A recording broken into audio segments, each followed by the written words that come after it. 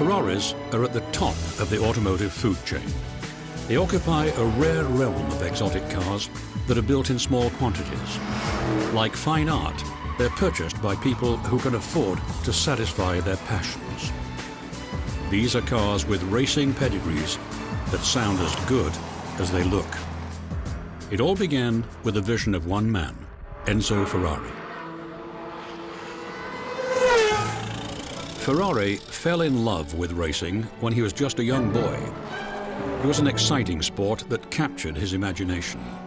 It was thrilling being a spectator in the early days of the 20th century. People would line the roads to watch a race with no barriers between them and the cars. Whatever happened, you were right there. Ferrari was determined to remain at the center of this excitement throughout his life. But in 1914, the excitement of racing was pushed aside by war. The European continent exploded as the new technologies of the century were turned into killing machines. The simple joy of competition grew deadly. Enzo's brother Dino joined the military and went to work as part of the support crew for an Italian flying ace, Francesco Baracca. This aviation hero's symbol was a prancing horse. Ferrari would later use this as the logo for his cars. The war had a devastating effect on young Ferrari. He lost his father to pneumonia, and then his brother. Enzo was drafted when he turned 19, and ironically, for someone who had become famous for building exotic motorcars, he was assigned the duty of shoeing mules. He contracted pleurisy, and as the war ended, he was discharged.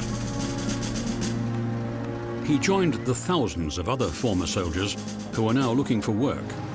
He was ready to find a way to take part in racing. The popularity of racing was starting to grow again, and Ferrari looked for an opportunity to become a driver. A small company gave this enthusiastic young man a chance to drive one of their cars. His career was launched. The little car that he drove was no match for the machines of the major manufacturers. He was gaining experience, but he wasn't winning. He needed to move to another racing team to get a better car. In 1920, Alfa Romeo asked Ferrari to join its roster of drivers. He wasn't destined to be a great driver, but he had the skill and desire to make a race team a success. He knew what made a good driver, how to get publicity, what makes a good car, and how it all fitted together so that races were won. Under Enzo's guidance, the Alfa Romeo team was built. These were some of the greatest drivers in the world. The team drove the crowds wild as they battled on the tracks of Europe. They won victory after victory. Unfortunately, Alfa Romeo's management decided that it had nothing more to prove. It withdrew from racing in 1932.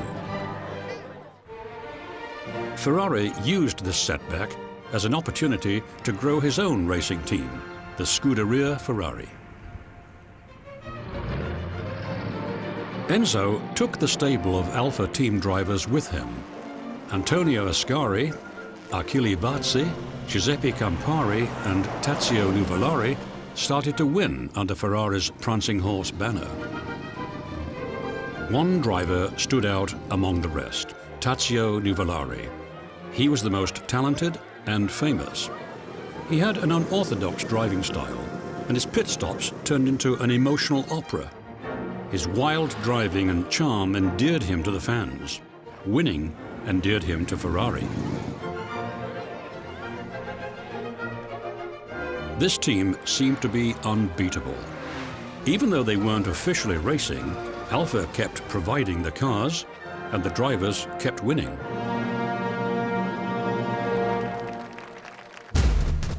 By 1934, Alfa's motorsport reign was under attack. Mercedes-Benz and Auto Union launched an all-out effort to dominate Grand Prix racing. These two German teams fielded an array of stunningly fast new cars that were way ahead of the competition.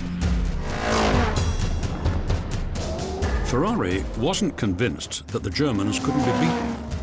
Alfa had some new cars in the pipeline, and he believed he had the world's best drivers. But the Germans kept winning. The showdown would come at the 1935 German Grand Prix. The new Alfas weren't quite ready, but Ferrari had made some modifications to his 3-year-old cars that gave them more power. He pinned his hopes on Nuvolari to take on the Germans. Nuvolari drove flat out around the Nürburgring. He relentlessly pursued the leader, lap after lap. In the last moments of the race, he pulled ahead to take the checkered flag. This was a major embarrassment for the Germans, an indication that their dreams of dominating the sporting world might not pan out. Hitler didn't heed the subtle warning that people could prevail over machines, and plunged the world into war in 1939. Needless to say, motor racing came to a halt as the sounds of bombs and cannons replaced the cheers of fans across Europe.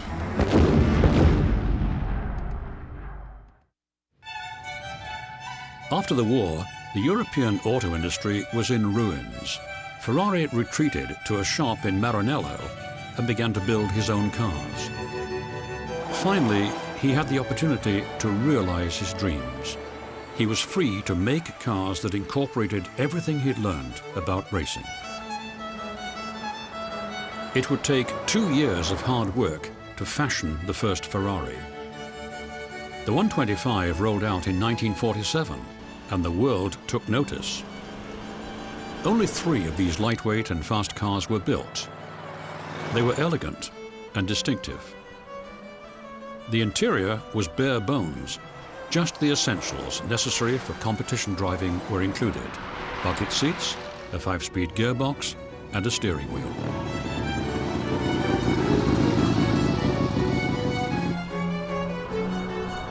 Their most outstanding feature was a Dual-like V12 engine that turned out 72 brake horsepower with its 125cc displacement per cylinder. Thus the name the 125. The roar of the V12 became a Ferrari signature. The 3 cars started to win races. They won at the Rome Grand Prix and in Palma. 2 had sports car bodies and 1 was a tight cigar shape with cycle fenders. This car won the Turin Grand Prix.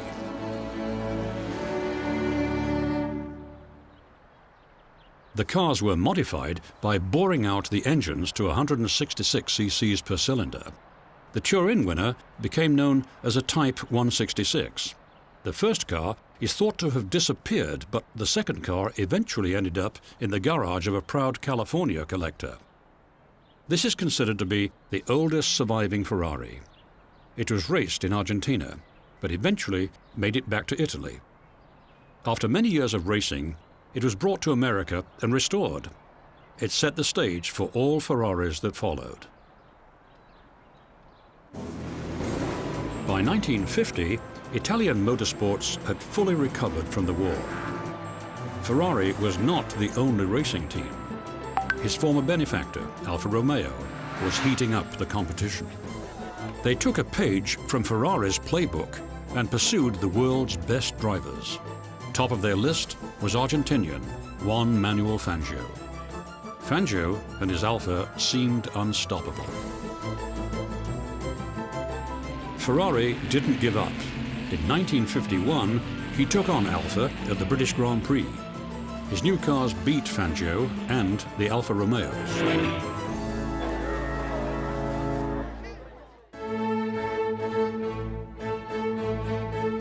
By 1953, Ferrari was on his way. He was producing an array of cars. This one, a 250mm with a body by the designer Vignali, was specifically built to compete in the 1,000-mile road race, the Mille Miglia. Thus the designation MM. Only 18 Vignali Spiders were built. These 12-cylinder cars were more advanced than almost anything else on the road. Not all Ferraris were red. This 1953 375mm was painted in the pale blue and yellow colors of Argentina, where it was successfully raced from 1954 until 1957. Its 4.5-litre engine produced over 300 horsepower. It was capable of speeds in excess of 160 miles per hour. If you have a spare $3 million, this is the perfect car for historic racing. Ferrari constantly experimented. He was never satisfied. He thought he needed a lighter engine and tried 4-cylinder engines, like the one in this 1953 500 Mondial. The cars came in different shapes and sizes. Stylists like Pininfarina made Ferrari's cars so beautiful that people stopped just to stare at them. While interested in beauty, Ferrari was driven and determined to win. He produced road cars only to make money so he could be successful at racing. His passion and determination paid off. Ferrari was winning. In 1952 and 53, Alberto Ascari took the team to the winner's circle in every race they entered. Ferrari had become bigger than life, the giant legend to go after. But his old nemesis, Mercedes, had revived its racing efforts and was poised to topple Ferrari.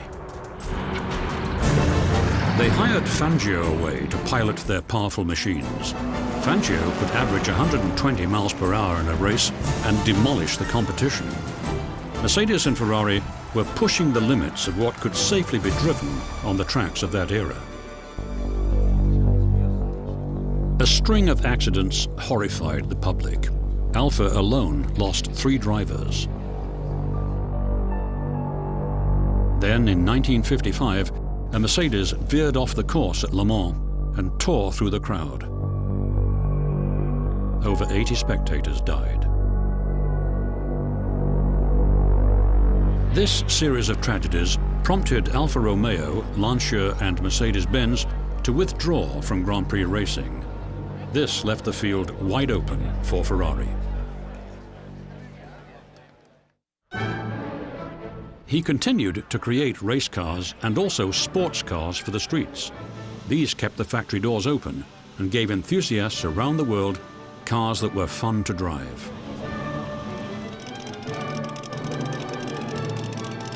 Even though some of these cars are worth over $1 million, many owners still love to take them out and push them to the limit.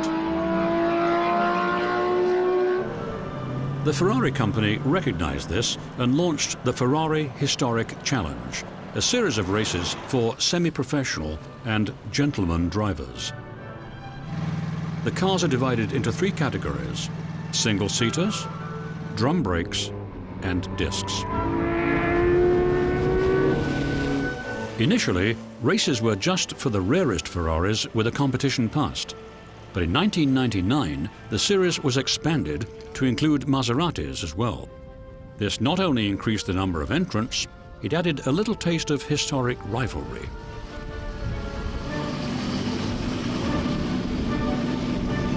The challenges offer a chance for owners to experience what it was like to race these cars as they compete against fellow enthusiasts.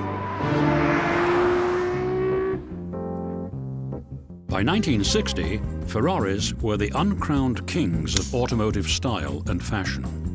They screamed sex appeal. But these glamorous models were falling behind the technology curve. While the cars looked sexy, they had to change to remain competitive.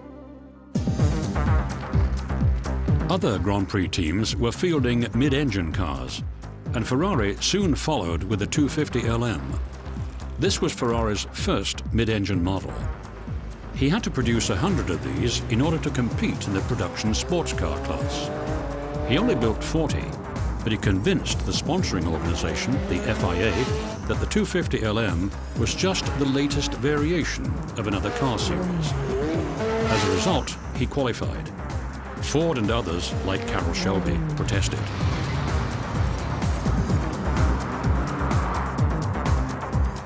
Ferrari was forced to race the 250 LM against bigger and more powerful cars.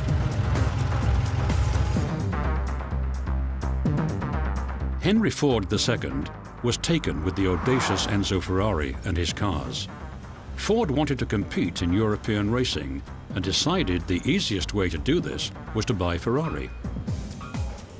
He wanted the expertise of the drivers, engineers, and the racing crews that came in number 1, 2, 3, 4, 5, and 6 at Le Mans in 1963.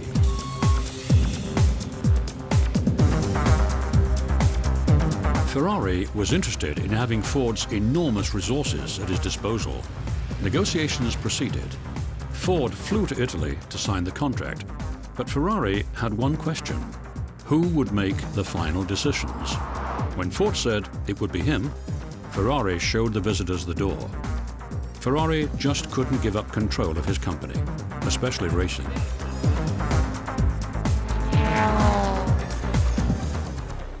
Ford was outraged and vowed revenge. He ordered the start of a massive racing effort with one purpose: beat Ferrari. Work started on the Ferrari Hunter, the GT40. The goal was to build a car with a top speed in excess of 200 miles per hour. It had to sustain an average speed of 120 miles per hour over 24 hours.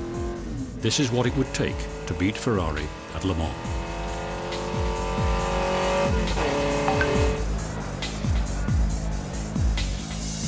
The sleek and aerodynamic Mark I GT40 used an engine from Ford's Indianapolis race cars. It looked good, but there wasn't time to sufficiently test it before Le Mans. In June of 1964, it was time for the first face-off. 3 GT40s arrived to race, but none finished. Ferrari came in first, second, third, and fifth.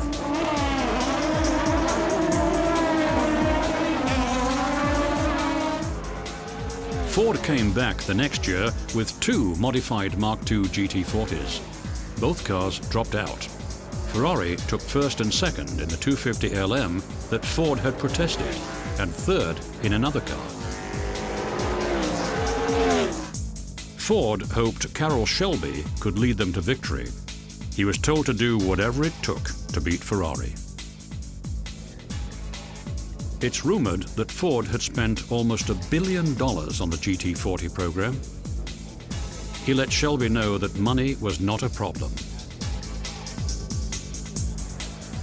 In 1966, he came back to Le Mans determined to win. The cloudy weather and rain showers were ominous portents for Ferrari. His cars failed to finish, and Ford finally swept Le Mans and eventually won the World Championship for prototype cars.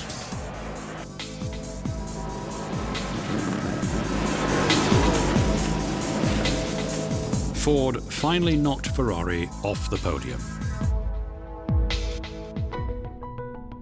Enzo Ferrari knew that he would need the deep pockets of a major manufacturer to continue to compete. In 1969, he made a deal with Fiat that allowed him to retain control of his racing efforts and gave him the money to race. He had to relinquish total control of the road car side of his business, but it was well worth it to stay in the game. Fiat invested in modernizing the manufacturing and development of the cars. They were still largely hand-built, but Fiat wasn't in business to win races and sell cars as a sideline. The focus shifted to increasing the volume of sales. It was a time of fervent development. When a television show, Magnum PI, featured a red Ferrari 308, the cars became even more famous. They couldn't stand still.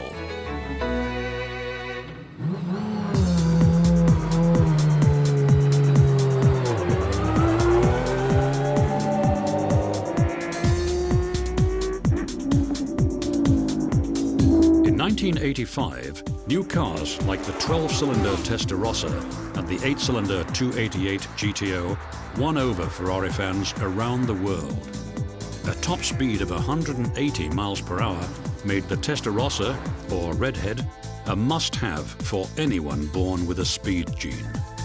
It became the most popular model ever offered. The company sold 7,200 Testarossas between 1985 and 1990 in North America alone.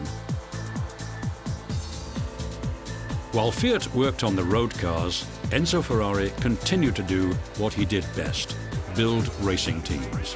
He attracted Mario Andretti, Niki Lauda, and other drivers who became gods to Formula One fans. Racing wins helped the Ferrari legend grow. It's been said that in Italy, Ferrari was more famous than the Pope. 1987 marked the 40th anniversary of Ferrari's first car, and the company celebrated with the release of the F40. This mid-engine car was reminiscent of the 250 LM and gave customers the feeling of what it was like to drive a race car. The F40 incorporated many features perfected in Formula One racing. The body was made of composite materials, reinforced by carbon fiber and Kevlar. The doors only weighed 3.5 pounds each. The F40 was the culmination of everything that was Ferrari. Sadly, this would be the last new car that the 90-year-old Enzo Ferrari would see. He died in 1988. While Ferrari had died, his memory lived on. In 2002, the company revealed a tribute to its founder, the Enzo. Ferrari was coming off a remarkable string of victories, and they wanted to celebrate with a car that was like a Formula One racer. The result, the Enzo, looks like it was made for the track. Its 6-litre V12 engine and carbon fibre interior are evidence that it was built to race. This ultra-high performance car doesn't come with a stereo, cruise control or GPS, but its 218 miles per hour top speed is pretty entertaining. But only 349 people will have the privilege of owning one.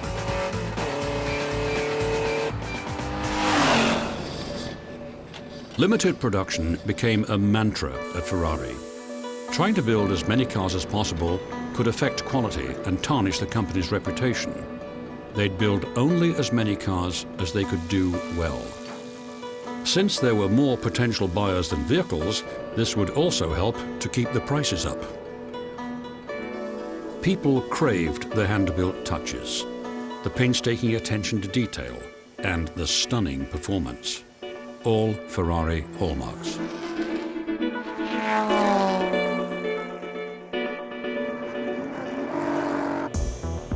From the first Ferrari and straight through every model since, there has been a desire to blend racing with style. They produced beautiful pieces of sculpture that look fabulous, go fast, and make an unforgettable sound. Enzo Ferrari captured the Italian passion for automobiles and became a giant legend around the world.